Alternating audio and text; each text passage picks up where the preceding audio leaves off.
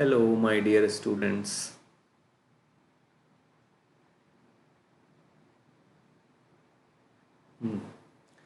Hello my dear students, how are you? कैसे हो आप लोग? चलिए, आज मैं फिर से आपके लिए नया सेशन लेके आ गया हूँ। ठीक है ना? वेव्स। वेव्स का फर्स्ट पार्ट हमने कल किया था। ठीक है। और वेव्स का सेकंड पार्ट हम आज कर रहे हैं, क्योंकि वेव एक थोड़ा बड़ा चैप्टर है।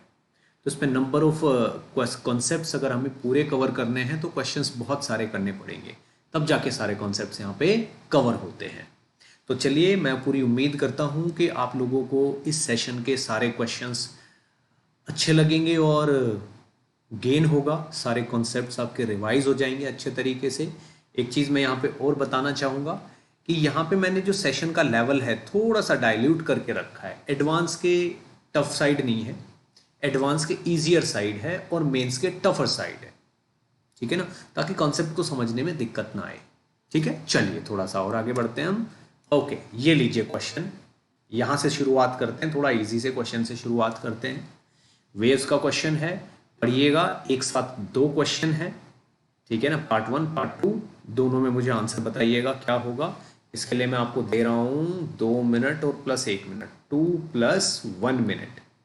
दोनों में 3 मिनट्स लगने चाहिए आपको।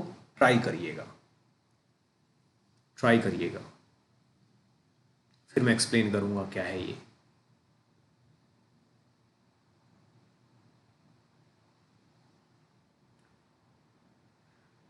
पहला क्वेश्चन है मीडियम चेंज का। मीडियम चेंज होने पे वेव्स के साथ क्या होता है वो इसमें बताया गया है।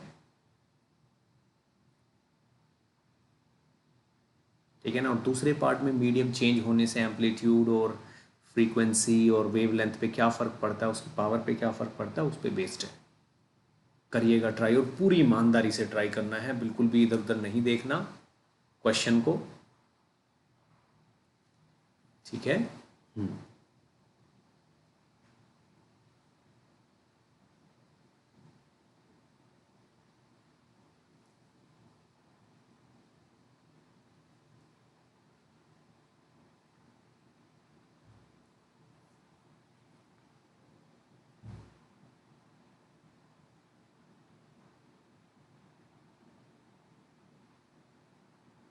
ट्रांसवर्स वेव पल्स की बात की है, जिसकी इक्वेशन क्या होती है? y =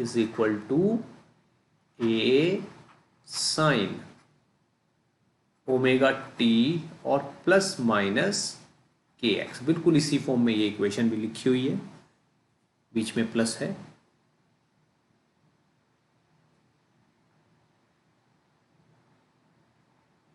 क्या आंसर बनेगा इसमें?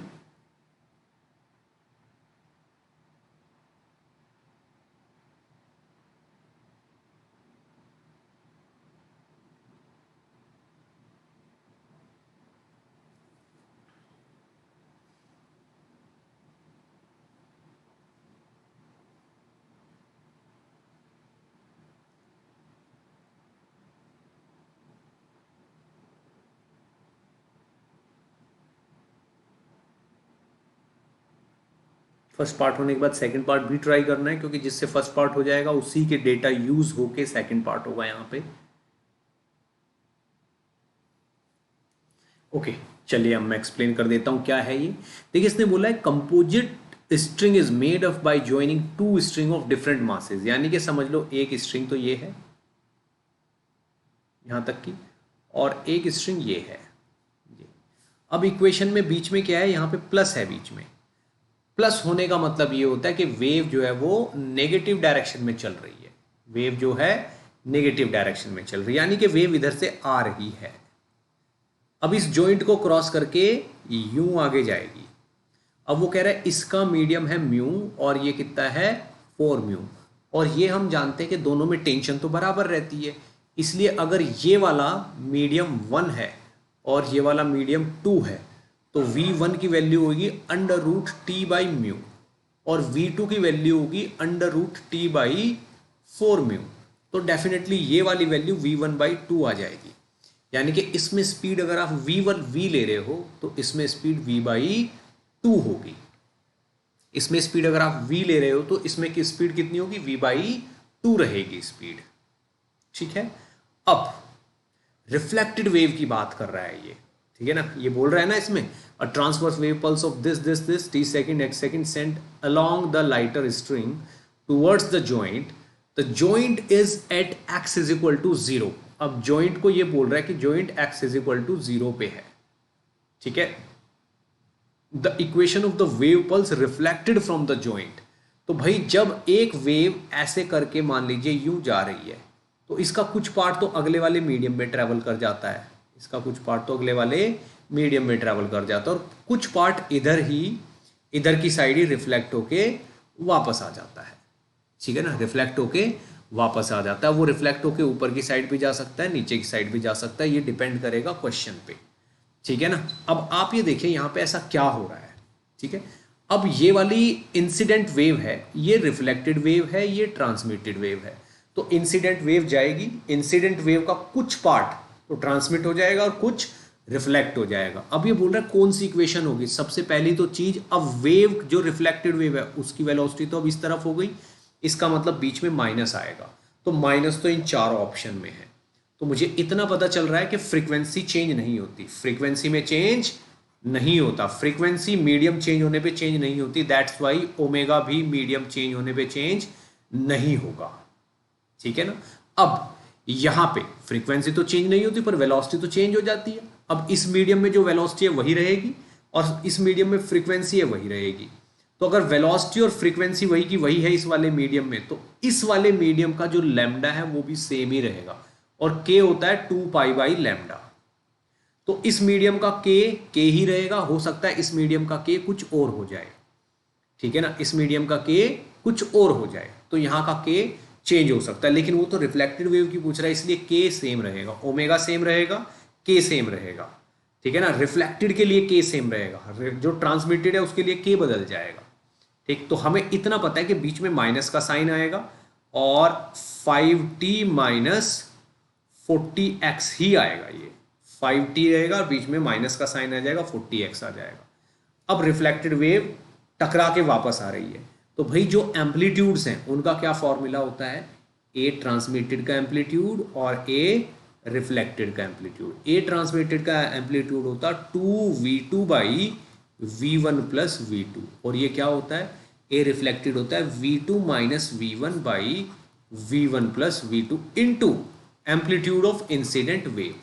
अब आप देखो इंसिडेंट वेव का एम्पलीट्यूड यहाँ पे कितना है 6, तो 2v2 यानी कि अगले वाले मीडियम में क्या वेलोसिटी हो रही है, तो 2 इंटू v2, तो ऊपर तो यहाँ पे v रह जाएगा बस 2 और डिवाइडेड बाई 2 से 2 कट जाएगा, ऊपर v रह जाएगा, नीचे होगा v1 प्लस v2। अब इस वाले मीडियम में तो वेलोसिटी अगर हमने v मानी थी तो अगले वाले में v बाई 2 हो गई इंटू 6 हो गया। तो अब आप ध्यान से देखिए, ऊपर तो v हो गया और नीचे 3 बाई 2 हो गया, ठीक है ना। तो दिस इज 2 बाई 3 इंटू 6, ठीक है, तो ये हो गया 4, और वो भी पॉजिटिव का 4। तो भाई जो ट्रांसमिटेड वेव है उसका एम्पलीट्यूड 4 आ गया 6 में से, और रिफ्लेक्टेड का देखते हैं कितना, ये होगा v by 2 minus V divided by v by 2 plus V. तो this is 1 by 3 with minus sine of 6, ये कितना आ गया माइनस का 2। तो भाई रिफ्लेक्टेड वेव का एम्पलीट्यूड नेगेटिव आया है और ट्रांसमिटेड वेव का एम्पलीट्यूड पॉजिटिव आया है, और ट्रांसमिटेड वेव का एम्पलीट्यूड हमेशा पॉजिटिव ही आएगा, ठीक है, और रिफ्लेक्टेड का यहाँ पे नेगेटिव का 2 आया, यानी कि वो इक्वेशन सही है जिसमें एम्पलीट्यूड नेगेटिव है। तो ये -2 साइन वाली इक्वेशन आपकी सही है।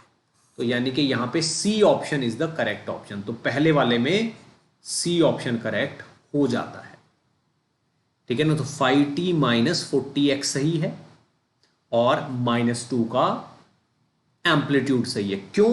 क्योंकि भाई डेंसर मीडियम है, ये रेयर मीडियम से किस में जा रही है, डेंसर, रेयर मीडियम से किस में जा रही है, डेंसर मीडियम में। तो यहां से वेव रिफ्लेक्ट होके यूं वापस आती है। तो जब डेंसर से टकराती है तो पाई का चेंज आ जाता है, पाई का चेंज आने से सामने माइनस आ गया अपने आप। तो जो फेज में माइनस लिखना है हमें वो इसके सामने लिख दिया, जिससे ये -2 रिफ्लेक्ट, जबकि एम्पलीट्यूड कभी नेगेटिव होता नहीं है, एम्पलीट्यूड एक स्केलर क्वांटिटी है, लेकिन यहाँ नेगेटिव आने का मतलब ये है कि फेज में चेंज पाई का हो गया है, जो कि वहां रिफ्लेक्ट हो रहा है। सामने वाले में माइनस हटा के आप चाहो तो 5t minus 4x plus pi plus minus pi भी लिख सकते हो, उससे आंसर आ जाए। तो ये तो आपका एक आंसर आ गया सी। अब ये बी पार्ट में पूछ रहा है कि भाई कितनी पावर ट्रांसमिट होती है, कितनी पावर ट्रांसमिट हुई है, ठीक है। तो कितनी पावर हैवियर स्ट्रिंग में ट्रांसफर हुई है, इसके लिए मैं आपको नेक्स्ट पेज पे ले जाना पड़ेगा मुझे, इसके लिए मुझे थोड़ी स्पेस की जरूरत होगी। तो आप ये देखिए, अगर इस वाले पावर को हम सॉल्व करें तो हमें पता है कि पहले मीडियम में म्यू था, ये वेलोसिटी v थी, फ्रीक्वेंसी f थी, ठीक है, यहां पे म्यू v और f। दूसरे वाले मीडियम में 4 म्यू हो गया, वेलोसिटी v/2 हो गई और फ्रीक्वेंसी वही की वही रही। और यहां पे पहले एम्पलीट्यूड कितना था 6, दूसरे वाले मीडियम में कितना है 4 का, ठीक। अब हमें पता है कि power is directly proportional to mu into v into frequency का स्क्वायर इंटू एम्पलीट्यूड का स्क्वायर, हम ये जानते हैं, बाकी तो कांस्टेंट टर्म होती है। तो अगर भाई मैं P2 बाई P1 करूं तो this is mu two V2 F2 A2, इन दोनों के स्क्वायर और divided by म्यू1 V1 F1 A1 का स्क्वायर, ये होगा। अब म्यू2 बाई म्यू1, म्यू2 तो ये गया 4, तो this is 4/1। V2 by V1, V2 कितना है V/2 divided by V/2 divided by V हो गया 1/2 इनटू फ्रीक्वेंसी सेम है, दोनों कैंसिल आउट हो गए। एम्पलीट्यूड A2 यानी कि नए वाले मीडियम में 4 का स्क्वायर डिवाइडेड बाई कितना A1 6 का स्क्वायर, तो ये हो गया 4 इंटू 4, 16 इंटू 4 कितना हो गया, 16 इंटू 4 इज 64, 64/2 इज 32 और डिवाइडेड बाई 36, 32 डिवाइडेड बाई 30, देखिए 16/18 हो गया, 16/18 कितना हो गया आपका 8/9 हो गया। तो 8/9 आपका अप्रोक्सीमेटली 0.89 हो गया, यानी कि 89%, ये आपका आंसर हो गया, ठीक है। इतनी पावर नेक्स्ट वाले मीडियम में ट्रांसफर हो गई है, यही वो जानना चाहता है। तो देखते हैं आंसर कौन सा बनता है यहां पे, ठीक है। ये अपना क्वेश्चन है, इसमें ये बी पार्ट आंसर आ गया, कितना आ गया 89%। तो एक में सी आंसर है और एक में बी आंसर है। आई होप ये क्वेश्चन आपको बेसिक से समझ आया होगा। ये क्वेश्चन मैंने इसलिए सिलेक्ट किया था ताकि आपके वो वाले फंडे रिवाइज हो जाएं जो मीडियम ट्रांसमिट होने, मीडियम चेंज होने पे एक ट्रांसवर्स वेव को फेस करने पड़ते हैं। ओके, नेक्स्ट क्वेश्चन देखिए। नेक्स्ट क्वेश्चन अगेन एक इजी लेवल का क्वेश्चन है, ठीक है ना। तो ये समझ लिए मेंस के लेवल का क्वेश्चन है, थोड़ा मीडियोकर साइड, लेकिन आप इसको बड़े आराम आराम से करिए। और इसके लिए मैं आपको ज्यादा से ज्यादा 2 मिनट्स दे सकता हूं, 2 मिनट्स। 2 में आपने अगर इसमें 3 मिनट्स लगा दी तो भी ठीक है, ट्राई करिए और पूरी ईमानदारी से ट्राई करना है, बड़े आराम आराम से। एक चीज और बता रहा हूं मैं, ये क्वेश्चन आप लोगों से हो जाएगा, अगर आप ट्राई करोगे तो ये क्वेश्चन बिल्कुल सही सही हो जाएगा आप लोगों से, और मोर देन 1 करेक्ट भी हो सकते हैं, क्योंकि सारी कंडीशन ऐसी है, हो सकता है मोर देन 1 करेक्ट हो जाए।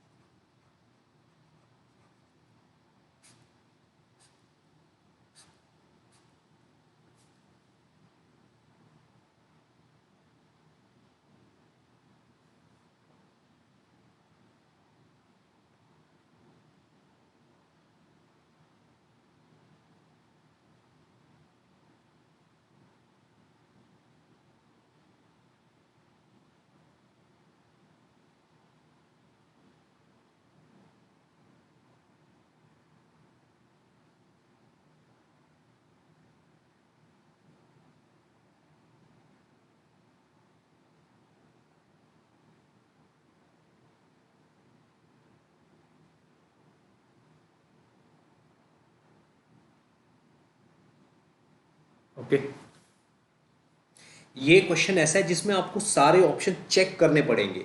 बना बना के सारे ऑप्शन चेक करने पड़ेंगे, तब जाके आपको पता चलेगा कि कौन सा ऑप्शन सही है कौन सा गलत है। चलिए मैं इसको करना स्टार्ट करता हूँ, ठीक है, देखिएगा कैसे करते हैं। ये बोल रहा है string of length 1 meter and linear mass density 0.01। Length कितनी दे दी इसने, 1 मीटर। लीनियर मास डेंसिटी यानी कि म्यू की वैल्यू दे रहा है ये 0.01 kg पर meter. Okay, is stretch to a tension T. T की वैल्यू कितनी दे रहा है ये, 100 न्यूटन। तो मुझे पता है कि वेलोसिटी तो √T/μ होगी, जो कि पहले ही पता चल रही है मुझे, √100/0.01 सीधे सीधे कितनी आ जाएगी, 100 मीटर पर सेकेंड। ये तो वेलोसिटी आ गई, इस पहले वाली इस लाइन से ही ये चीज पता चल गई मुझे। अब लेंथ की वैल्यू है 1 मीटर। तो भाई अगर ये स्ट्रिंग है 1 मीटर की, ये स्ट्रिंग कितने की है, 1 मीटर की स्ट्रिंग है ये, यहां से लेके यहां तक। तो इसके बारे में इसने कुछ बातें बताई हुई हैं हमें। क्या क्या बातें हैं वो, ये बोल रहा है when both end of the string are fixed, जब दोनों एंड फिक्स्ड है, ठीक है ना। The 3 lowest frequencies are F1 F2 and F3, यानी कि जब बोथ एंड फिक्स वाला केस है, यानी कि बोथ एंड फिक्स वाला केस है, तो F1 F2 और F3 ये फ्रीक्वेंसीज हैं। जब दोनों एंड फिक्स वाला केस होता है तो फ्रीक्वेंसी का फॉर्मूला क्या होता है, NV/, ठीक है ना, फ्रीक्वेंसी का फॉर्मूला क्या होता है, NV/2L = F। अब n की वैल्यू अगर 1 है तो फर्स्ट हार्मोनिक हो जाएगा या फंडामेंटल फ्रीक्वेंसी हो जाएगी। तो सबसे लोएस्ट वाली 3 यानी कि F1 F2 F3, यानी कि 1 × V/2L, ये 2 × V/2L और ये 3 × V/2L, ये फ्रीक्वेंसी F1 F2 F3 हो गई, ठीक है ना। अब V की वैल्यू भी पता हमें, L की वैल्यू भी पता है, 2 भी पता है। V की वैल्यू कितनी है, 100, 2 तो 2 रहेगा, L की वैल्यू कितनी है, 1, तो ये चीज आ गई 50। जब ये 50 है तो ये वाली तो 100 होगी और ये वाली कितनी होगी, ये वाली होगी 150, क्योंकि V/2L की वैल्यू, तो ये वाली फ्रीक्वेंसी 50 है, ये 100 है और ये कितनी है, 150, ये आ गई।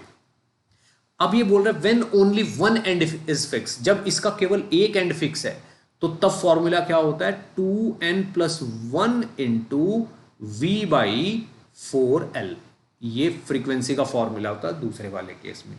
तो उस केस में जो लोएस्ट फ्रीक्वेंसी है वो N1 N2 और N3 बता रहा है ये, ठीक है ना। तो n की वैल्यू अगर मैं 0 डाल दूं तो दिस इज V/4L, ठीक है ना, V/4L, ये पहली फ्रीक्वेंसी है। और दूसरे वाली कितनी होगी, 3V/4L, और तीसरे वाली कितनी होगी, 5V/4L। अब आप देखो V/2L की वैल्यू 50 है तो V/4L की वैल्यू तो 25 होगी, और ये वाली 75 होगी, और ये वाली कितनी होगी, 125 होगी। तो ये वाली वैल्यू 25 है, ये 75 है, और ये कितनी है, 125। अब ये क्या चाहता है, अब चेक करना कौन सा ऑप्शन सही है। तो ए ऑप्शन हम चेक कर रहे हैं।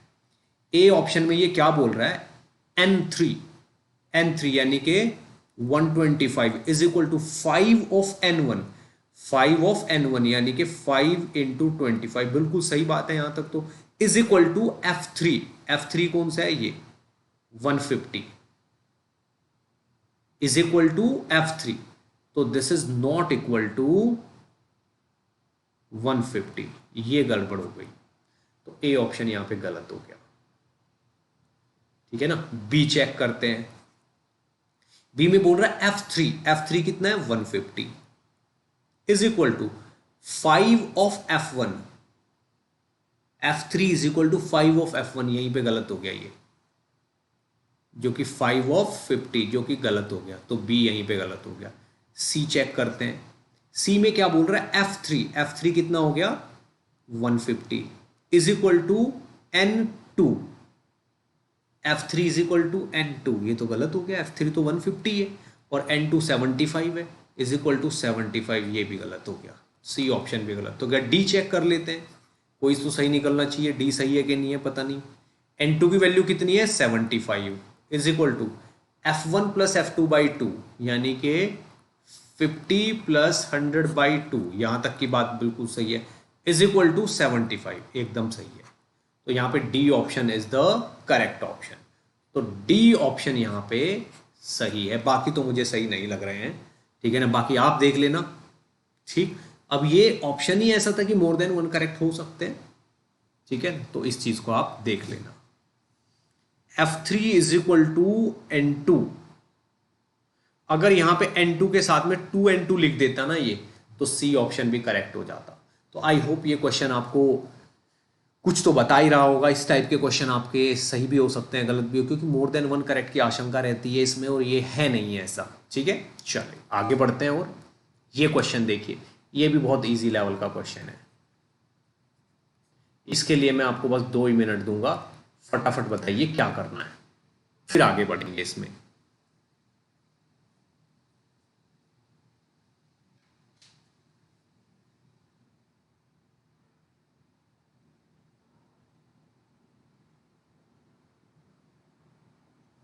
An organ pipe of length L is sounded together with another organ pipe of length L plus X in their fundamental tone.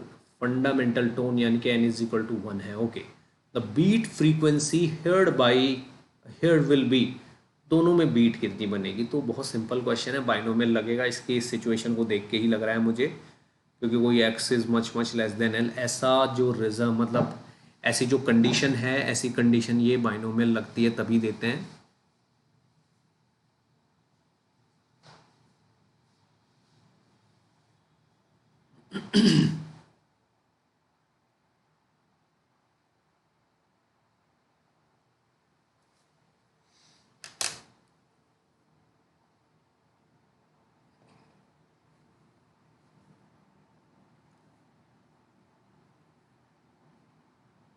Okay, चलिए देखते हैं क्या है। ये बोल रहा है ओपन ऑर्गन पाइप,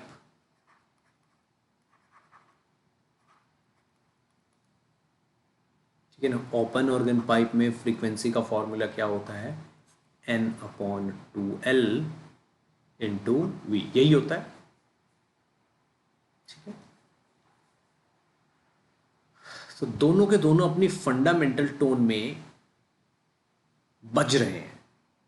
तो अगर मैं F1 की बात करूं जिसकी लेंथ L है, तो दैट इज NV/2L, फंडामेंटल है तो 1 होगा, तो दिस इज V/2L। F2 क्या होगा? V/2 into L plus x. तो बीट फ्रीक्वेंसी क्या होगी? F1 minus F2। इससे इजी तो क्वेश्चन ही नहीं है कुछ। तो दिस इज V/2 तो कॉमन आ गया, और यहाँ पे 1/L minus 1/L plus x हो गया। तो V/2 तो ये हो गया, ऊपर तो L plus x minus L, तो ऊपर तो केवल x रह गया, और नीचे क्या हो गया? L into L plus x. और L प्लस एक्स को आप अप्रोक्सीमेटली L तो लिख ही सकते हो, तो दिस इज Vx/2L², यही यहाँ पे आंसर भी है। तो ये सी ऑप्शन यहाँ करेक्ट होगा, तो इसलिए बड़ा इजी क्वेश्चन लिया है हमने। चलिए नेक्स्ट क्वेश्चन देखिए, ये वाला थोड़ा अच्छा क्वेश्चन है, और ये जेई में आया हुआ क्वेश्चन भी है शायद, ठीक है ना, मुझे कुछ ऐसी फीलिंग है कि ये जेई में आया हुआ है। बहुत ही पॉपुलर क्वेश्चन है, बताइएगा कौन कौन से ऑप्शन सही हैं, और हो सकता है सिंगल करेक्ट हो, और ये हो सकता है मोर देन वन करेक्ट भी है।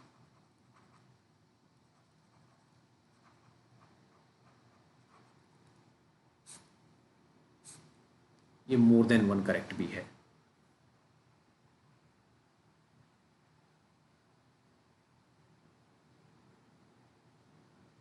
बताइएगा क्या आंसर आ रहा है। बड़ा ही सिंपल फंडा है ये, स्ट्रिंग वाला।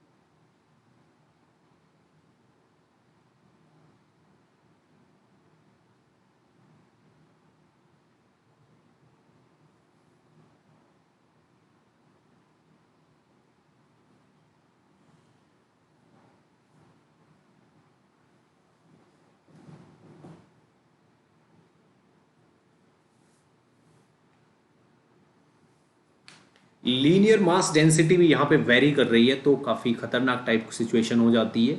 मतलब बहुत केयरफुल रहना पड़ेगा आपको यहाँ पे, फ्रॉम बॉटम टू टॉप।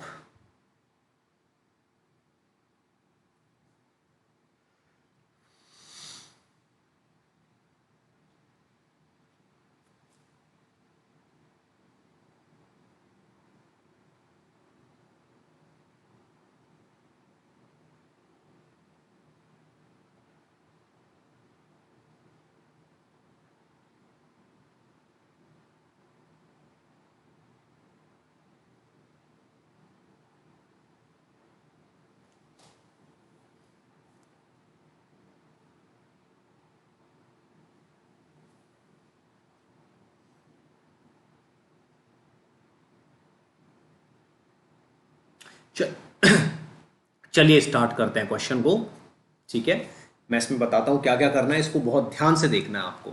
सबसे पहली तो चीज यहां पे एक बात हमें सोच के रखनी है कि भाई ये एक लिफ्ट है, ये एक लिफ्ट है, ठीक है। और इस लिफ्ट में एक स्ट्रिंग ऐसे लटकी हुई है ये, और ये लिफ्ट ऊपर चल रही है a is equal to 2g से। तो यहां पे अंदर बैठा हुआ कोई भी इंसान, अगर किसी इंसान को आप यहां बिठा दो, अंदर बिठा दो, तो भाई ये जो लिफ्ट है अगर ऊपर की तरफ चल रही है ये लिफ्ट, तो ये लिफ्ट में जो कोई भी अंदर रहने वाला ऑब्जेक्ट है वो g की वैल्यू को कितना फील करेगा, 3g। एक तो ग्रेविटी नीचे लगी रही है, ऊपर से लिफ्ट का एक्सेलरेशन ये है, ठीक है ना। तो g को हम किससे रिप्लेस कर देंगे यहां पे, 3g से, ठीक है ना। g की इफेक्टिव वैल्यू कितनी फील होगी, 3g। तो जो भी आंसर g मान के आएगा उस g को हम किससे रिप्लेस कर देंगे, 3g से यहां पे, क्योंकि इसका एक्सेलरेशन 2g है लिफ्ट का। तो अंदर बैठे हुए लोगों को, ठीक है ना, रिलेटिव एक्सेलरेशन, ठीक है ना, जो रिलेटिव एक्सेलरेशन है वो कितना दिखेगा, 3g। तो सब चीजें 3g के हिसाब से काम करेंगी, ठीक। अब आते हैं आगे। The other end of the string is free. The linear mass density of the string varies linearly from 0 to lambda. अब मान लीजिए कोई भी स्ट्रिंग है, अगर कोई भी स्ट्रिंग है, अगर उसका यहाँ पे ये इस तरीके से लीजिए, ये अगर कोई स्ट्रिंग है ये ऐसे यहाँ तक की, अगर यहाँ पे मास डेंसिटी 0 है और यहाँ पे लैम्डा है, तो इस वाले एंड से x डिस्टेंस ऊपर अगर मैं कोई एलिमेंट लेता हूँ तो इसकी मास डेंसिटी लैम्डा एक्स लिखी जाएगी, और लैम्डा एक्स की वैल्यू होगी lambda upon L into x. यानी कि एक्स इज इक्वल टू 0 है तो लैम्डा इज इक्वल टू 0 है, और x is equal to l है तो lambda is equal to lambda हो जाता है। तो इस एलिमेंट के, अब ये एलिमेंट मान लो डी एक्स लेंथ का है, डी एक्स लेंथ का, तो इसके नीचे जो ये एक्स लेंथ लटकी हुई है, इस एक्स लेंथ का मास कितना होगा, इस एक्स लेंथ का मास कितना होगा, कैसे निकालेंगे भाई, कोई भी इसमें एक एलिमेंट लेंगे, ये यहाँ पे कोई भी एलिमेंट लेंगे यहाँ से यहाँ तक का, और उसका डीएम लिख के उस डीएम को इंटीग्रेट करेंगे। अब डीएम क्या होगा, डीएम तो यहाँ पे लैम्डा अपॉन एल इंटू, अगर ये आर पे आप डी आर ले रहे हो तो लैम्डा अपॉन एल इंटू कितना, आर, और साथ में डी आर, और जीरो से लेके एक्स तक, जीरो से लेके एक्स तक आप इंटीग्रेट करोगे तो m की वैल्यू आ जाएगी यहाँ पे lambda into x square by 2l, lambda into x square by 2l, ये m की वैल्यू आ गई यहाँ पे, ठीक है ना, क्योंकि जीरो से x। तो इस एलिमेंट जो ये हमने, आपने dx एलिमेंट लिया, इसके नीचे जो x लेंथ है, जीरो से लेके x लेंथ तक का मास इतना आ गया lambda x square by 2l, ठीक है भाई। यहां पे r डिस्टेंस पे अगर मैं छोटा सा एलिमेंट लिया, इसका मास कितना होगा, dm, dm की वैल्यू क्या होगी, lambda r into D R, ठीक है। तो भाई ये यहां पे lambda x square by 2l आ गया, ये m की वैल्यू इतनी आ गई। अब इस जगह पे एग्जिस्ट करने वाला टेंशन कितना होगा यहाँ पे। अब मैं ये काम क्यों कर रहा हूं, टेंशन इसलिए कर रहा हूं ताकि मुझे यहाँ की वेलोसिटी पता चले, कितनी, रूट टी बाई म्यू। तो यहाँ का टेंशन कितना हो जाएगा, इसके नीचे नीचे लटका हुआ mg, तो t की वैल्यू कितनी हो गई, lambda x square g by 2l, और नीचे वाला म्यू, म्यू तो खुद ही अपने आप में लैम्डा एक्स है, ठीक है ना। तो इस जगह पे वेलोसिटी कितनी हो जाएगी, अंडर रूट टी, टी कितना हो गया, lambda x square g upon 2l, T by mu, mu कितना होगा, इस जहां पे डी एक्स है वहां का लैम्डा, तो that is lambda by L into x. ठीक है, तो आप देखिए एल और लैम्डा से एल और लैम्डा कैंसिल, एक एक्स से एक एक्स कैंसिल, तो this is under root x g by two. Under root x g by two is v. तो आप यहां से देखिए v का स्क्वायर आपके पास आ गया एक्स जी बाई टू। तो अगर मैं v को अब डिफ्रेंशिएट करूंगा तो ये आएगा 2v into d we by D t is equal to g by two into d x by D t. तो इस d x by D t से आप v को कैंसिल आउट कर दो, तो यहां से पता चलता है कि D we by D T, D we by D T आ गया आपका जी बाई फोर, और इसके राइट वैल्यू क्या होगी 3g/4। तो एक्सेलरेशन इज 3g/4, क्योंकि जो नॉर्मली g की वैल्यू है, जो यहां पे g की वैल्यू उसको 3g से रिप्लेस करना है हमें, तो एक्सेलरेशन कितना आ जाएगा आपका 3g/4। तो यहां पे बी ऑप्शन करेक्ट हो जाएगा। यानी कि ये जो पल्स इसमें आप चलाओगे वो पल्स ऊपर कितने एक्सेलरेशन से चलेगी 3g/4 से। ऊपर कितने एक्सेलरेशन से चलेगी 3g/4 से। ठीक है, इतने एक्सेलरेशन से ये ऊपर चलेगी। एक चीज हमें पता चल गई, तो बी ऑप्शन यहां करेक्ट हो गया। The velocity of the wave in the string ये हो गया, ए तो वैसे ही गलत हो गया, ए तो समझ लीजिए वैसे ही गलत है। बी सही हो गया अपना, बी सही हो गया, ए गलत हो गया। सी चेक करते हैं, the time taken by the pulse to reach from bottom to top. तो अगर मैं टाइम का फंडा लगाऊं तो टाइम का फंडा तो सीधे सीधे है अंडर रूट 2h/g, ये होता है। अब यहां पे अंडर रूट तो यही रहेगा, 2 यही रहेगा, h की जगह आप l लोगे और g की जगह कितना लोगे 3g/4। तो टाइम ऊपर तक पहुंचने का कितना आ गया अंडर रूट 8l/3g, ये टाइम आ गया। तो यहां पे सी ऑप्शन भी करेक्ट हो गया, सी ऑप्शन भी करेक्ट हो गया। अगर सी करेक्ट है तो डी डेफिनेटली गलत होगा। तो आप देखिए बी और सी ऑप्शन यहां पे करेक्ट आ जाते हैं। तो आई होप ये क्वेश्चन आपको समझ आया होगा। बी और सी ऑप्शन यहां पे सही है। ठीक है, आगे बढ़ते हैं और देखते हैं कौन कौन से क्वेश्चंस हैं। ये है, ये है, ये वाला है। ओके, थोड़ा ओके, चलिए ठीक है, ये वाला क्वेश्चन भी देख लेते हैं। ठीक है ना, ये वाला क्वेश्चन भी काफी पॉपुलर क्वेश्चन है, इसमें भी मोर देन वन करेक्ट हो सकते हैं।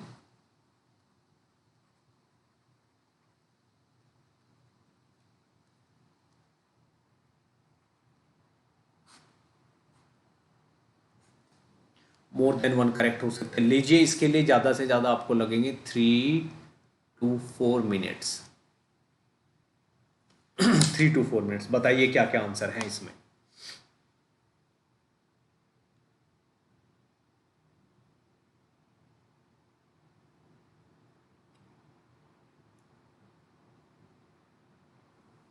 क्वेश्चन को बहुत अच्छे से पढ़ना है। ठीक है ना, और ये जो इसने इतने बड़े बड़े आदमी दिखाए हुए हैं एक्चुअल में डायग्राम में, आप चाहो तो पॉइंट ऑब्जेक्ट भी ले सकते हो इनको।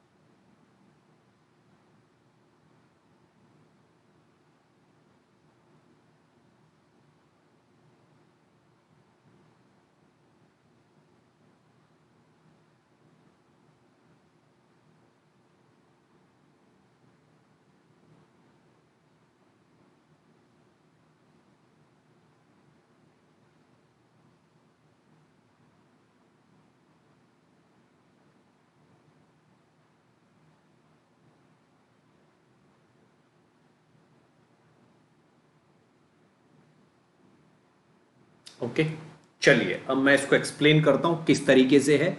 सिचुएशन को थोड़ा इजी भी बनाएंगे हम यहां पे। ये बोल रहे हैं the figure shown the observer O1, यानी कि ये वाला जो ऑब्जर्वर है यहां पे, ये वाला, ठीक है ना, ये वाला जो ऑब्जर्वर है O1, ठीक है ना।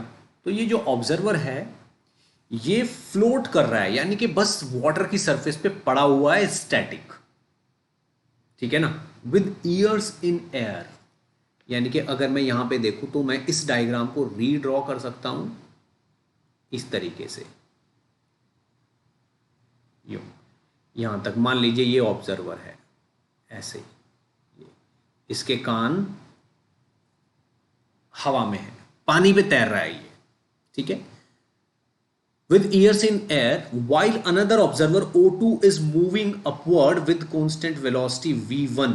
अब यहां पे एक ऑब्जर्वर है ये वाला, ये ऊपर की तरफ चल रहा है कितनी वेलोसिटी से, v1 से, जो कि साउंड की वेलोसिटी की 1/5 है, ये बता रहा है।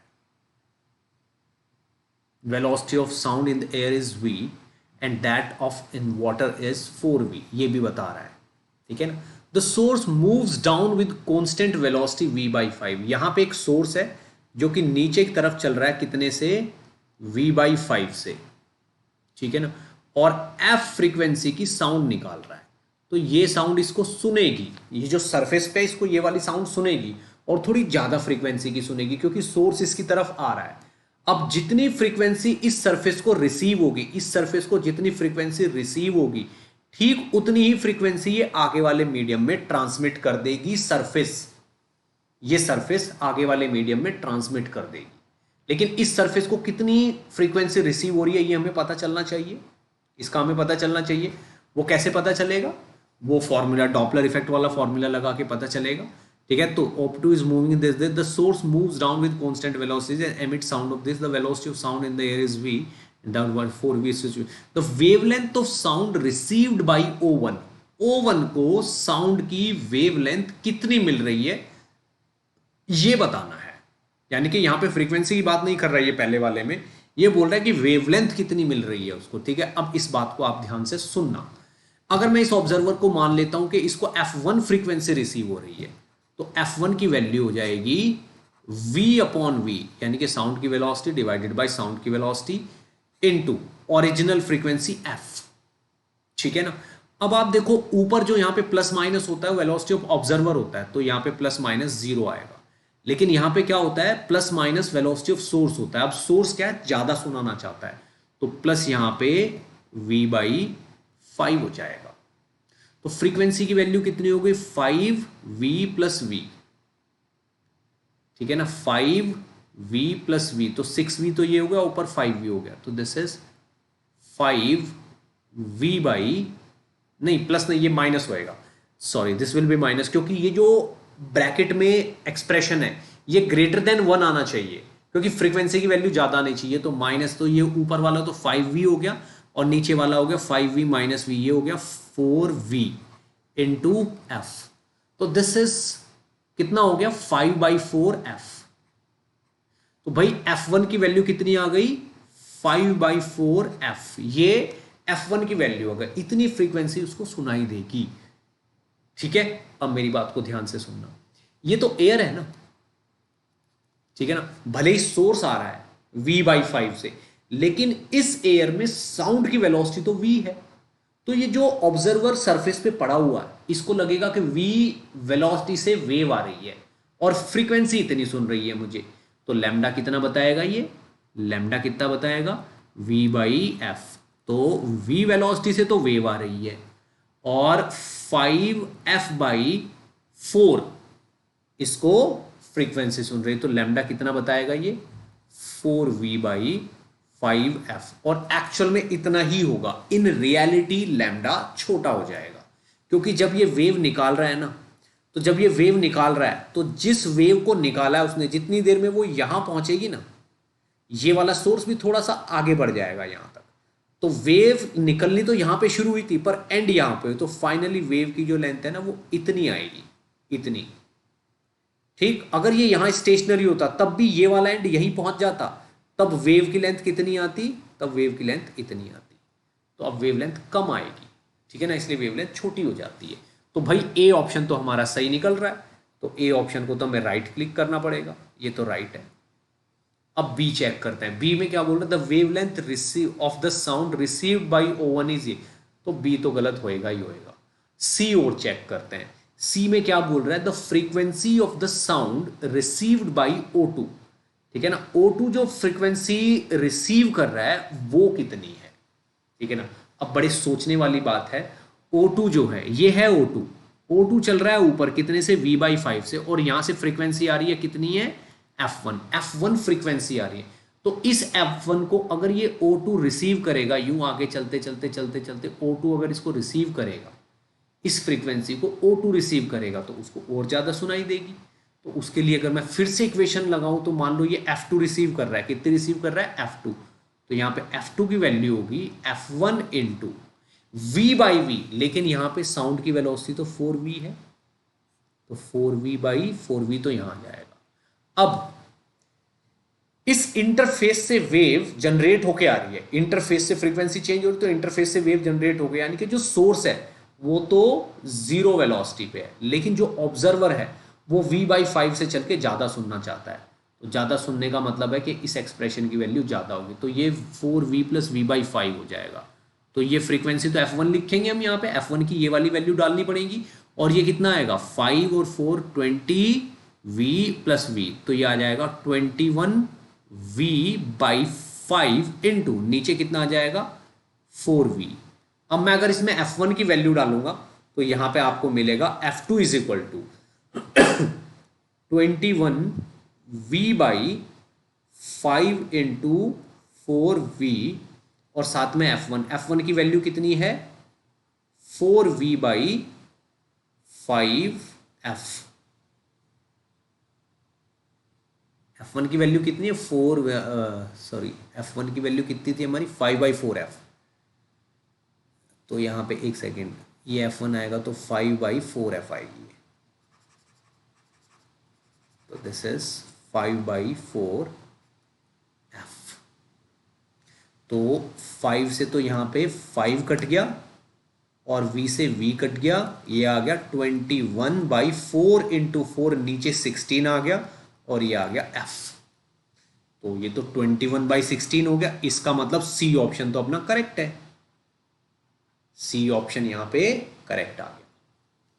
तो आप देखिए A ऑप्शन करेक्ट आ गया, B हमारा गलत आ गया, C करेक्ट आ गया। अब D में ये क्या पूछ रहा है, the wavelength of the sound received by O2, wavelength of the sound received by O2। अब O2 जो है वो कितनी वेवलेंथ रिसीव कर रहा है, इस बात को आपको ध्यान से सुनना है, ठीक है। अब आप देखिए जो वेव की वेलोसिटी है वो तो 4V है, कितनी है, 4V। अब जो ऑब्जर्वर ऊपर उठ रहा है, ऑब्जर्वर ऊपर उठ रहा है, ठीक है ना, अब वो चाहे कितनी भी तेजी से ऊपर उठ रहा है, कैसे भी उठ रहा है, वो वेवलेंथ उसको क्या मिलेगी, ठीक है ना, वेवलेंथ, क्योंकि वो V/5 से उसको लगेगा कि जो वेव मेरी तरफ आ रही है उसकी वेलोसिटी कितनी है, 4V + V/5 इतनी है, V/5, 4V + V/5 उसकी वेलोसिटी, तो उसको वेलोसिटी तो इतनी फील होगी, जो ऊपर से वेव आ रही है उसकी वेलोसिटी इतनी फील होगी, लेकिन फ्रीक्वेंसी ये मिल रही है, और फ्रीक्वेंसी कितनी है, 21, ठीक है ना, 21F/ कितना है, 16, ये उसको फ्रीक्वेंसी मिली, तो ये लैम्डा फील होगा। तो अब देखते हैं कितना आएगा, ये आ गया आपका 5 इंटू, तो ये 21V/5 तो ऊपर आ गया, और नीचे कितना आ गया, 21F/16 ये आ गया, तो दिस इज 16V/5F, 21 से 21 कैंसिल, 16V/5F, ये लैम्डा मिल गया उसको। तो जो ऑब्जर्वर O2 है जो ऊपर जा रहा है उसको लैम्डा इतना फील होगा, इसका मतलब डी ऑप्शन भी यहां पे करेक्ट हो गया। तो आप खुद ये A, C और D तीन ऑप्शन यहां पे करेक्ट हो गए, तो A ऑप्शन यहां करेक्ट हो गया, C ऑप्शन यहां करेक्ट हो गया, और D ऑप्शन भी यहां पे करेक्ट हो गया, ये आंसर हो गया। ठीक है, तो ये आपका आंसर हो गया। काफ़ी अच्छा क्वेश्चन माना जाता है ये, ठीक है ना, लेकिन इसको करने के लिए थोड़ा सा पेशेंस चाहिए और कॉन्सेंट्रेशन चाहिए, थोड़ा सोचना पड़ता है हमें कि किसको क्या लग रहा होगा। ओके, आई होप समझ आया होगा क्वेश्चन। आगे बढ़ते हैं अब। ये लीजिए, ये वाला क्वेश्चन देखिए। अगेन एक इजी लेवल का क्वेश्चन है, पर अगर मेंस के हिसाब से देखें तो थोड़ा सा मीडियोकर से ऊपर, टफ साइड है, ठीक है ना। तो इसको सॉल्व करने में आपको हो सकता है इसमें more than one correct answer हो, तो may be more than one correct.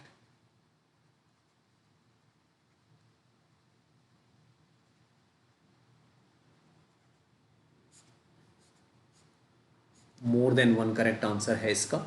और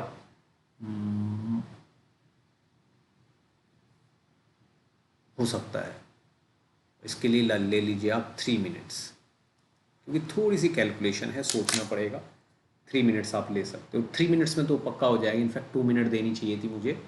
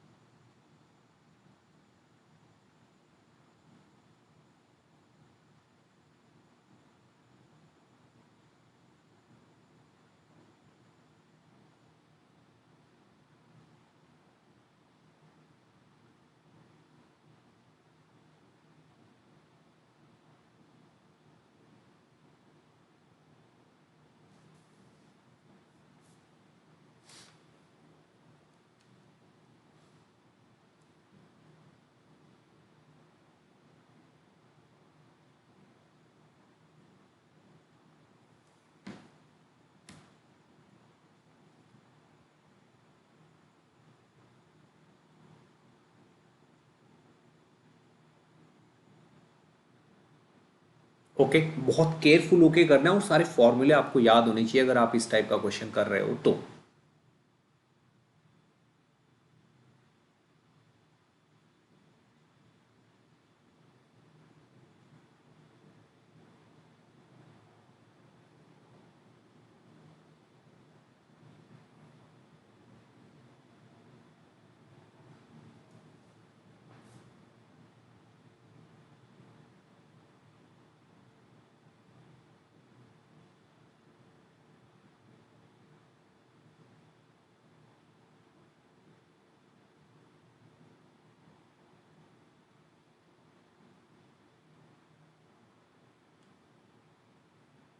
चलिए अब मैं बताता हूं इसको क्या करना है। आप लोगों में बहुत सारे लोगों ने आंसर निकाल भी लिया होगा। ये बोल रहे sounds from two identical sources, sources identical हैं, यानी कि S1 और S2, इन दोनों से साउंड निकलती है और किसी पॉइंट P पे यहां मीट करती है। ये कोई पॉइंट है P, तो S1 से साउंड निकलती है और फिर S2 से साउंड निकलती है और P पॉइंट पे यहां मीट करती है। When the sounds reach directly and in the same phase the intensity at P is I not. तो भाई यहाँ पे इंटेंसिटी कितनी मिलती है, I नॉट। जब यहाँ से सेम फेज में, अगर यहाँ से इंटेंसिटी I निकल रही है और यहाँ से भी इंटेंसिटी I निकल, यानी कि I1 से I इंटेंसिटी निकल रही है और I2 से भी I इंटेंसिटी निकल रही है, तो यहाँ पे रिजल्टेंट इंटेंसिटी कितनी बनती है, I नॉट। इसका मतलब I की वैल्यू जो है वो I नॉट बाई 4 के बराबर है। ये हम समझ गए, यानी कि I की वैल्यू यहां पे I नॉट बाई 4 के बराबर। क्यों, अगर I इंटेंसिटी वहां से, I इंटेंसिटी यहां से निकल रही है, तो जब मीटिंग होती है तो मैक्सिमम इंटेंसिटी 4I आती है। अब ये बोल रहा है the power of S1 is now reduce to 64%, यानी कि I1 जो है पहले केस में कितनी थी I, अब जो I1 है वो 0.64 रिड्यूस्ड बाई 64%, तो ये 0.36 रह गई है। अब 0.36 ऑफ I रह गई, क्योंकि 64% कम कर दिया गया है, तो 0.36 रह गई। भाई इसी चीज पे आपका आंसर डिपेंड करता है कि आप इसको कैसे परसीव करते हो। The power of S1 is now reduced by 64%, and phase difference and S1 S2 is varied continuously. The maximum and minimum intensities recorded at P are now I max and I minimum. तो भाई यहां पे जो maximum intensity है, intensity की जो maximum value है वो, उसका फॉर्मूला क्या होता है, under root of I1 plus under root of I2, ठीक है ना, और इसका स्क्वायर, ये हम जानते हैं। और आई मिनिमम का फॉर्मूला क्या होता है, आई मिनिमम का फॉर्मूला होता है under root of I1 minus under root of I2 और इसका स्क्वायर, ये हमें पता है। अब ये बोल रहा है कि मैक्सिमम और मिनिमम इंटेंसिटी रिकॉर्ड की जाती है P पे, तो मिनिमम और मैक्सिमम में क्या रिलेशन रहेगा वो बताना है, ठीक है ना। तो भाई चलिए इसको सॉल्व करते हैं। अगर मैं आई मैक्सिमम निकालूं यहां पे, ठीक है, क्योंकि इसने पूछा आई मैक्सिमम कितना है, आई मिनिमम कितना है, और मैक्सिमम मिनिमम का रेशो पूछा है, तो ये तो मुझे निकालना ही पड़ेगा। तो I1 की वैल्यू, ठीक है ना, I1 की वैल्यू कितनी हो गई है, 0.36I, तो इसका अंडर रूट प्लस सेकेंड तो आई है, इसका अंडर रूट और इसका स्क्वायर। तो अगर मैं इसको देखूं तो ये वाली चीज तो 0.36 कितना हो जाएगा, 0.6, और रूट ऑफ आई हो गई, और ये रूट ऑफ आई हो गई, और इसका हमें स्क्वायर करना है। तो this is I into under root of 1.6, 1 तो ये है क्योंकि यहां से 1 बाहर आ जाएगा और यहां से 0.6 आ जाएगा, तो दिस इज 1.6 का स्क्वायर, ये आ गया यहां पे, ठीक है। ये वाली चीज आपकी ये आ गई और आई आ गया बाहर, ठीक है। अब आई मिनिमम को ले लीजिए, आई मिनिमम क्या आएगा, दिस माइनस दिस, दोनों का डिफरेंस, तो किसी को भी पहले रख लो किसी को भी बाद में रख दो, तो under root of I minus under root of 0.36I, इसका स्क्वायर। तो यहां से रूट आई कॉमन लेके उसको इसके बाहर लेंगे तो आई तो बाहर आ जाएगा यहां पे, और यहां पे क्या आ जाएगा 1 माइनस 0.6 यानी कि 0.4 का स्क्वायर, ये बच गया।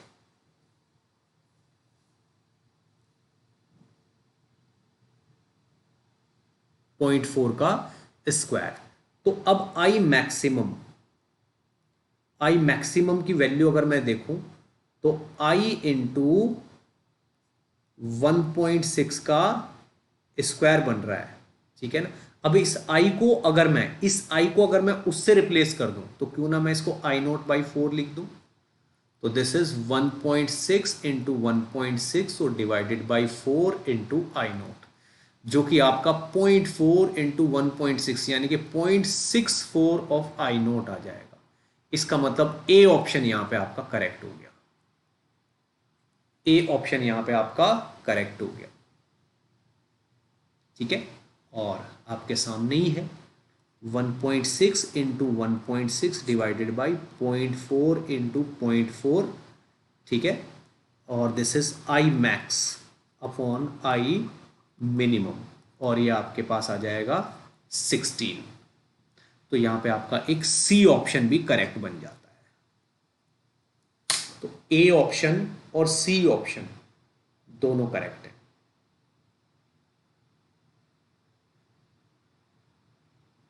ठीक है, ए और सी दोनों ऑप्शन आपके करेक्ट हो गए। चलिए, तो एक क्वेश्चन और बना हमारा, ठीक है। इसमें आपको याद रखना है कि ये वाले फॉर्मूले होते ही हैं I1 I2 को, बहुत केयरफुली करना पड़ता है। कुछ लोग इस टाइप के क्वेश्चन को एम्पलीट्यूड की हेल्प से करते हैं, क्यों, क्योंकि intensity is directly proportional to amplitude का स्क्वायर, ये तो वो एम्पलीट्यूड की टर्म्स में भी करते हैं इसको, ठीक है ना। 64% के जो 0.36 इसकी इंटेंसिटी बचती है, इसका मतलब एम्पलीट्यूड 0.6 टाइम्स हो गया। तो आप ये कह सकते हो कि अगर इंटेंसिटी 0.36 टाइम हो गया, अगर पहले एम्पलीट्यूड ए था तो अब 0.6 ए एम्पलीट्यूड रह गया है इसका। कुछ लोग इसको एम्पलीट्यूड की हेल्प से भी कर लेते हैं, ठीक है। चलिए आगे बढ़ते हैं। ये लीजिए, मान लीजिए हमारे पास ये क्वेश्चन है,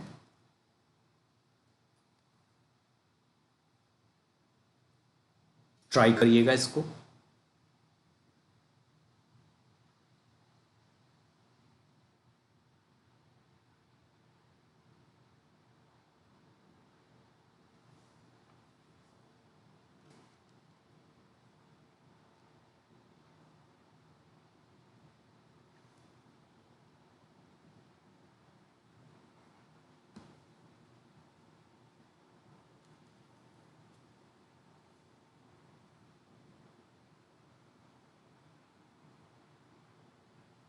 what is the maximum possible sound level in decibels, the sound wave in air?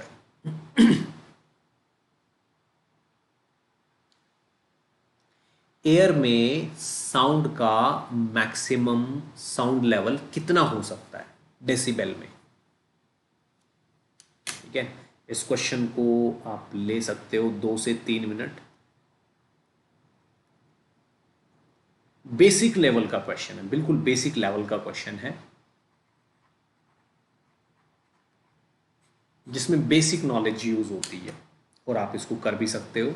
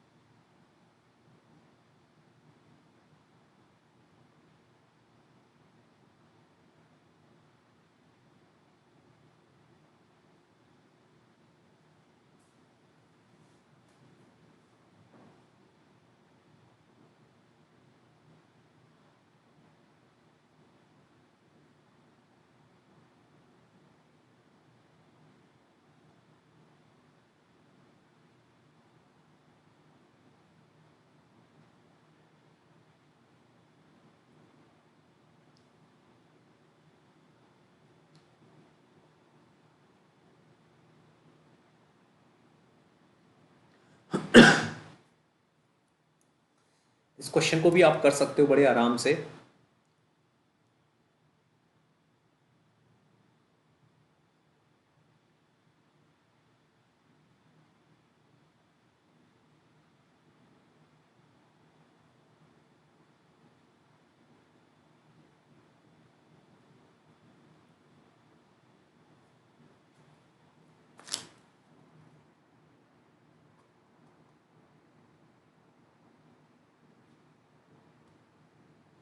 इस क्वेश्चन का आंसर आपको हमेशा याद भी रहना चाहिए, क्योंकि एकदम जनरल क्वेश्चन है और बिल्कुल ट्रू डेटा पे बेस्ड है। ठीक है ना, चलिए कैसे करना है वो मैं आपको बता रहा हूं। ये बोल रहा है what is the maximum possible sound level in decibels of the sound waves in air. अब जब एयर की बात करते हैं, हम किसकी बात कर रहे हैं? एयर की बात कर रहे हैं। एयर में एटमॉस्फेरिक प्रेशर रहता है, जिसकी वैल्यू कितनी दे रखी है इसने? 1.01 इंटू 10⁵ न्यूटन पर मीटर स्क्वायर। इसका मतलब क्या हुआ? इसका मतलब ये हुआ कि जब साउंड चलती है, जब साउंड एयर में चलती है, तो नॉर्मल लेवल प्रेशर की वैल्यू कितनी? नॉर्मल प्रेशर, ये नॉर्मल प्रेशर है।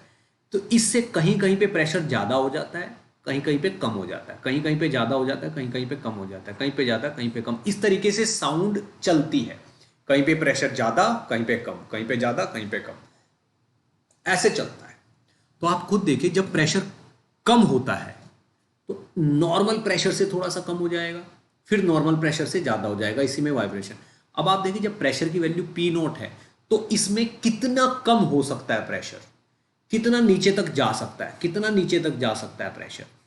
आप खुद ही देखिए, ज़्यादा से ज़्यादा P0 तक ही नीचे तक जा सकता है, क्योंकि प्रेशर की वैल्यू 0 तो इम्पॉसिबल है ना। अब P0 में से कितना कम हो? मान लीजिए एक गिलास पानी है, उस ग्लास में से आप कितना पानी कम कर सकते हो? पूरा एक ग्लास ही कम कर सकते हो। ऐसा थोड़ी एक ग्लास पानी है और उसमें से 2 ग्लास पानी आपने कम कर दिया, ऐसा नहीं है। तो P0 ही कम कर सकते हो, यानी कि जो प्रेशर का एम्पलीट्यूड है, प्रेशर एम्पलीट्यूड, वो मैक्सिमम P0 ही हो सकता है। अब इंटेंसिटी की बात आती है। अगर किसी प्रेशर वेव, यानी कि साउंड वेव को अगर हम प्रेशर वेव मान के काम करें, तो किसी भी प्रेशर वेव की इंटेंसिटी का फॉर्मूला होता है उसके प्रेशर एम्पलीट्यूड का स्क्वायर बाई 2ρV। 2ρV, रो क्या होती है? उस मीडियम की डेंसिटी है जिसमें से ये वेव चल रही है। V क्या है? वेव की वेलोसिटी है। तो भाई इंटेंसिटी अगर मैं यहां पे निकालूं तो पी नॉट का स्क्वायर यानी कि 1.01 इंटू 10⁵ जो है इसका square divided by 2 into rho की वैल्यू कितनी है 1.3 इंटू वी की वैल्यू कितनी है 332 मीटर पर सेकेंड। इस सब को सॉल्व करते हैं तो 1.18 इंटू 10⁷, ठीक है ना, वॉट पर मीटर स्क्वायर आंसर आता है जब इसको सॉल्व करते हैं तो। ठीक है ना, आपको दिख भी रहा होगा यही आंसर आएगा। अब बात बोल रहा है वो डेसिबल्स की, कि डेसिबल्स में कितना लेवल आएगा। तो डेसिबल्स का भाई फॉर्मूला होता है beta is equal to 10 into log of base 10 divided by into intensity by I naught. अब इस आई बाई आई नॉट की वैल्यू फिक्स है क्या है, तो भाई ये फार्मूला आपको क्या दे देगा, बीटा की वैल्यू यहाँ से आपको बीटा की वैल्यू क्या मिल जाएगी 10 इंटू लॉग ऑफ बेस 10 आई कितना है हमारा 1.18 into 10⁷ divided by I note एक कॉन्स्टेंट है जिसकी वैल्यू अप्रोक्सीमेटली 1 इंटू 10⁻12 होती है। तो आप देखो ये चीज approximately 10 into log of base 10 10⁻19 के आसपास हो जाएगी, तो ये अप्रोक्सीमेटली 190 आ जाएगा। तो बीटा की वैल्यू इज 190 dB। तो साउंड लेवल कभी भी इससे ज्यादा नहीं हो सकता, 190 डेसिबल से ज्यादा साउंड लेवल नहीं हो सकता एटमॉस्फेयर में, क्योंकि जो प्रेशर इतने डेसिबल्स पे प्रेशर का वेरिएशन इतना ज़्यादा हो जाएगा कि एटमॉस्फेरिक प्रेशर भी एक किसी जगह पे जीरो हो जाएगा, और जहाँ भी जीरो प्रेशर होगा वो तो मीनिंगलेस जगह हो जाएगी। ठीक है, चलिए, तो ये आपके पास एक क्वेश्चन और हो गया, इसको ध्यान रखना है।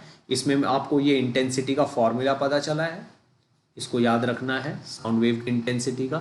एक क्वेश्चन और देखते हैं ये वाला, ठीक है ना, काफ़ी इजी और पॉपुलर क्वेश्चन है। अगेन इसके लिए मैं आपको 3 मिनट्स दूंगा, 3 भी इसमें ज़्यादा है, बताइएगा क्या आंसर आ रहा है। ठीक है ना, देखिएगा क्या आंसर आ रहा है इसके लिए।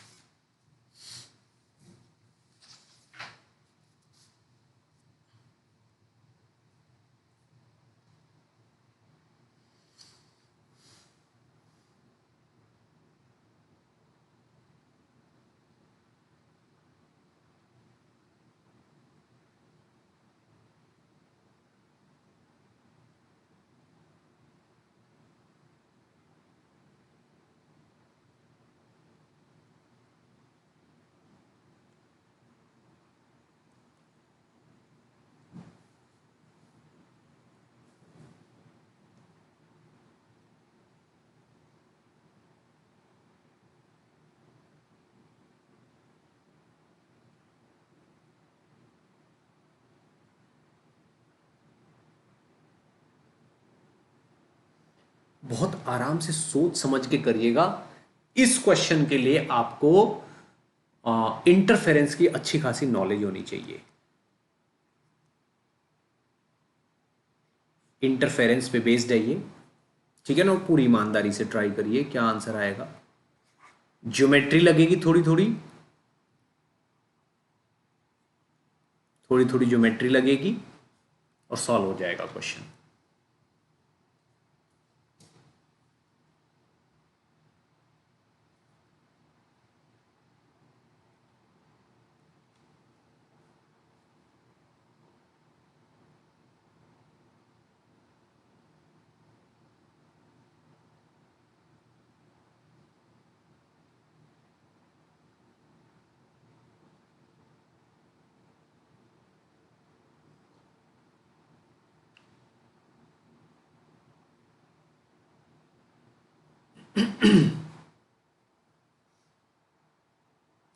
बिल्कुल सेम फंडे पे YDSC भी बेस्ड होता है 12th में, जो यंग्स डबल स्लिट एक्सपेरिमेंट होता है, बिल्कुल YDSC सेम है, इसके जैसा ही पैटर्न बनेगा यहाँ पे, सेम एज YDSC।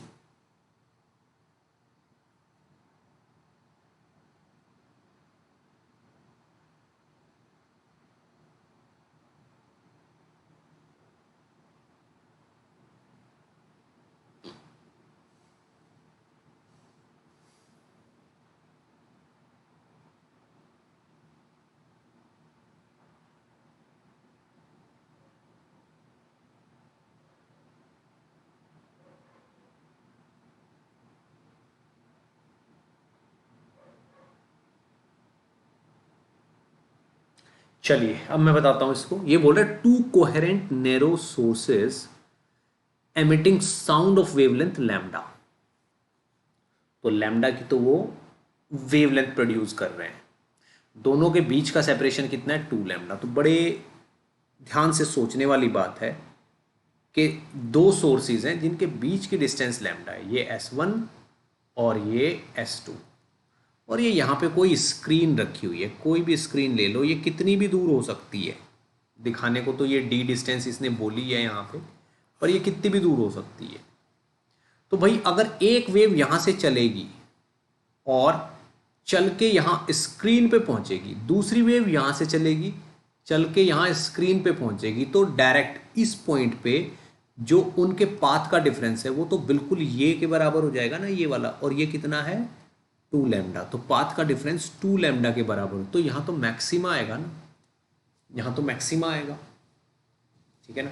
अब आप मुझे एक चीज़ और बताइए, अगर यहाँ से हम चलते चलते ऐसे पॉइंट लगाते लगाते लगाते लगाते यूं कभी इनफाइनाइट पे पहुंच गए, इनफाइनाइट पे पहुंच गए, ठीक है ना, तो इनफाइनाइट पे इन दोनों पॉइंट से जो लाइनें पहुंचेंगी, इनफाइनाइट तक जो लाइनें पहुंचेंगी वो तो ऐसे पहुंचेगी, ठीक है ना, दोनों में यहाँ पे 90 और 90 का एंगल होगा, यानी कि उस वक्त इनफाइनाइट पे पहुंच के डेल्टा एक्स की वैल्यू 0 हो जाएगी।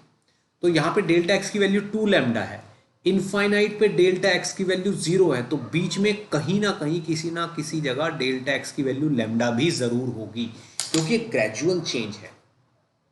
ठीक है ना। तो मान लीजिए वो पॉइंट यहां पे आ गया है, ठीक है ना, y, जहां पे डेल्टा एक्स की वैल्यू लैम्डा है। The sound is detected by a moving detector on the screen at a distance d from the slit S1 as shown this figure. Find the distance y such that intensity at P is equal to intensity at O. तो ये point अगर O है, यहाँ पे maxima है, तो यहाँ पे भी तो मैक्सिमा, तो सीधे सीधे ये y पूछ रहा है कितना है। तो y क्या होगा, यहाँ से एक लाइन से इसको मिला दो और यहाँ से एक लाइन से इसको मिला दो, ठीक है ना।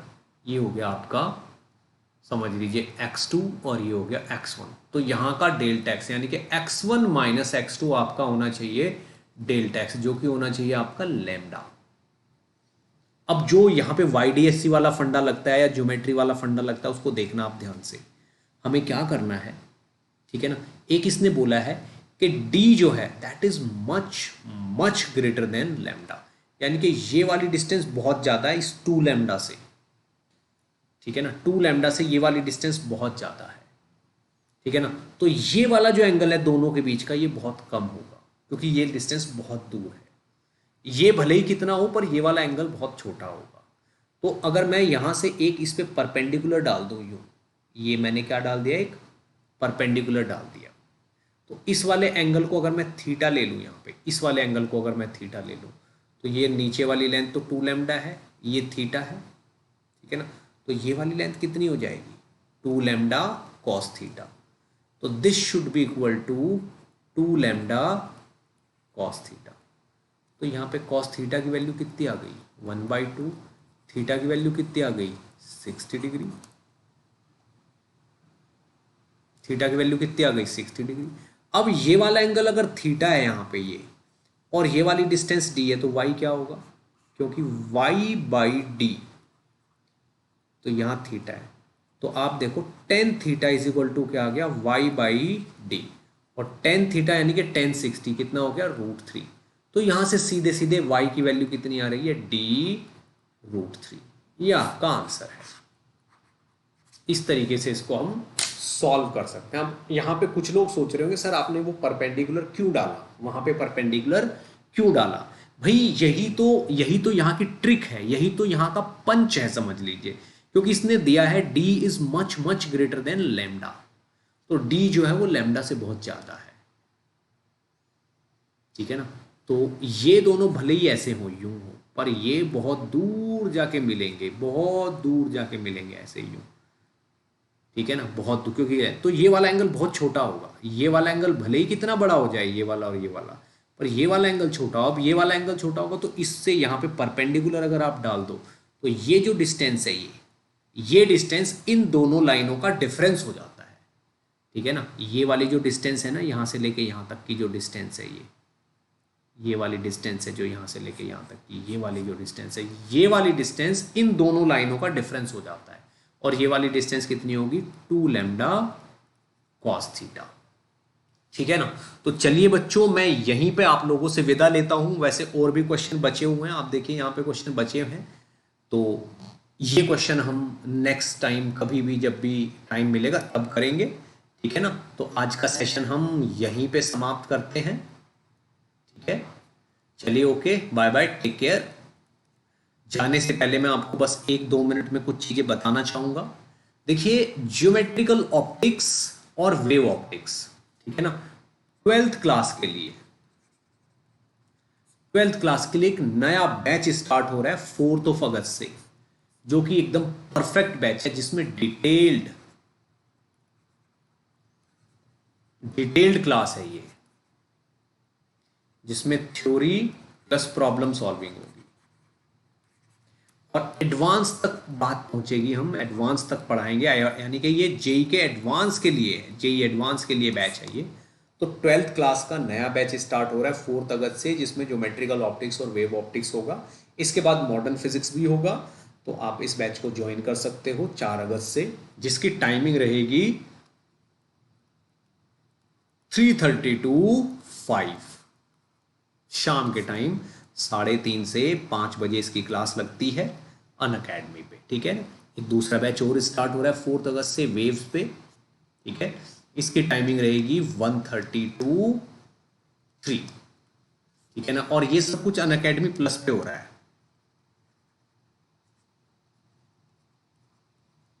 अनअकैडमी प्लस पे। ठीक है ना, इन बैच में एनरोल करने के लिए आपको सब्सक्रिप्शन लेना पड़ेगा। ठीक है ना, वो ऑलरेडी आपके पास हो गए। अगर आप उसमें आप NKC सर लाइव करके कोड डालोगे, तो इस कोड से आपको 10% का डिस्काउंट भी होगा, डिस्काउंट मिलेगा आपको 10% का। ठीक है, तो चलिए बच्चों, इसी के साथ मैं आपसे विदा लेता हूं। Thank you so much, bye bye, take care. ठीक है ना, ओके।